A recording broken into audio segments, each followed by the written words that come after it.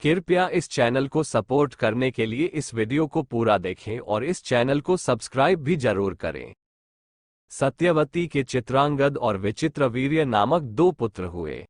शांतनु का स्वर्गवास चित्रांगद और विचित्रवीर्य के बाल्यकाल में ही हो गया था, इसलिए उनका पालन पोषण भीष्म ने किया। भीष्म ने चित्रांगद के बड़े होने पर उन्हें राजगद्दी पर बिठा दिया, लेकिन कुछ ही काल में गंधर्वों से युद्ध करते हुए चित्रांगद मारा गया। इस पर भीष्म ने उनके अनुज विचित्रवीर्य को राज्य सौंप दिया। अब भीष्म को विचित्रवीर्य के विवाह की चिंता हुई।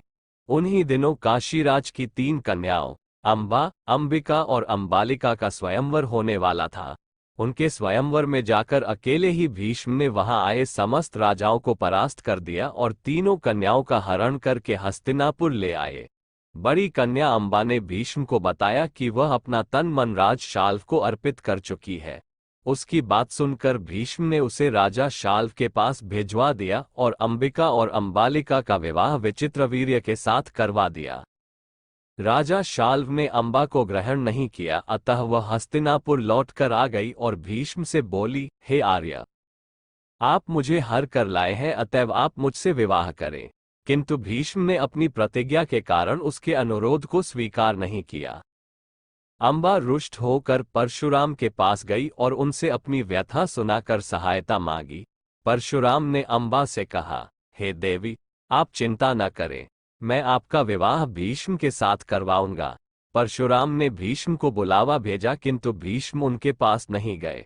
इस पर क्रोधित होकर परशुराम भीष्म के पास पहुंचे और दोनों वीरों में भयानक युद्ध छिड़ गया। दोनों ही अभूतपूर्व योद्धा थे, इसलिए हार जीत का फैसला नहीं हो सका। आखिर देवताओं ने हस्तक्षेप करके इस युद्ध को बंद करवा दिया।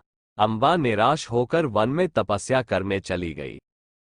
विचित्रवीर्य अपनी दोनों रानियों के साथ भोग विलास में रत हो गए, किंतु दोनों ही रानियों से उनकी कोई संतान नहीं हुई और वे क्षय रोग से पीड़ित होकर मृत्यु को प्राप्त हो गए। अब कुल नाश होने के भय से माता सत्यवती ने एक दिन भीष्म से कहा, पुत्र, इस वंश को नष्ट होने से बचाने के लिए मेरी आज्ञा है कि तुम इन दोनों रानियों से पुत्र उत्पन्न करो। माता की बात सुनकर भीष्म ने कहा, माता, मैं अपनी प्रतिज्ञा किसी भी स्थिति में भंग नहीं कर सकता। ये सुनकर माता सत्यवती को अत्यंत दुख हुआ। अचानक उन्हें अपने पुत्र वेदव्यास का स्मरण हो आया। स्मरण करते ही वेदव्यास वहां उपस्थित हो गए। सत्यवती उन्हें देखकर बोली, हे पुत्र, तुम्हारे सभी भाई निःसंतान ही स्वर्गवासी हो गए, अतः मेरे वंश को नाश होने से बचाने के लिए मैं तुम्हें आज्ञा देती हूं कि तुम उनकी पत्नियों से संतान उत्पन्न करो। वेदव्यास उनकी आज्ञा मानकर बोले, माता, आप उन दोनों रानियों से कह दीजिए कि वे 1 वर्ष तक नियम व्रत का पालन करते रहें, तभी उनको गर्भधारण होगा। 1 वर्ष व्यतीत हो जाने पर वेदव्यास सबसे पहले बड़ी रानी अंबिका के पास गए। अंबिका ने उनके तेज से डरकर अपने नेत्र बंद कर लिए। वेदव्यास लौटकर माता से बोले, माता, अंबिका का बड़ा तेजस्वी पुत्र होगा, किंतु नेत्र बंद करने के दोष के कारण वह अंधा होगा।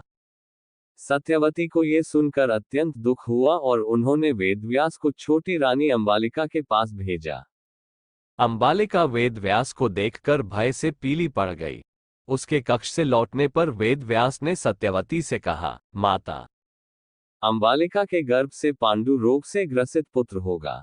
इससे माता सत्यवती को और भी दुख हुआ और उन्होंने बड़ी रानी अंबालिका को पुनः वेदव्यास के पास जाने का आदेश दिया। इस बार बड़ी रानी ने स्वयं न जाकर अपनी दासी को वेदव्यास के पास भेज दिया।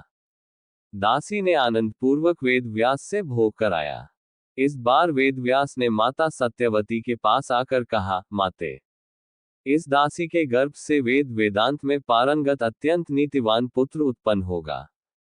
इतना कहकर वेदव्यास तपस्या करने चले गए।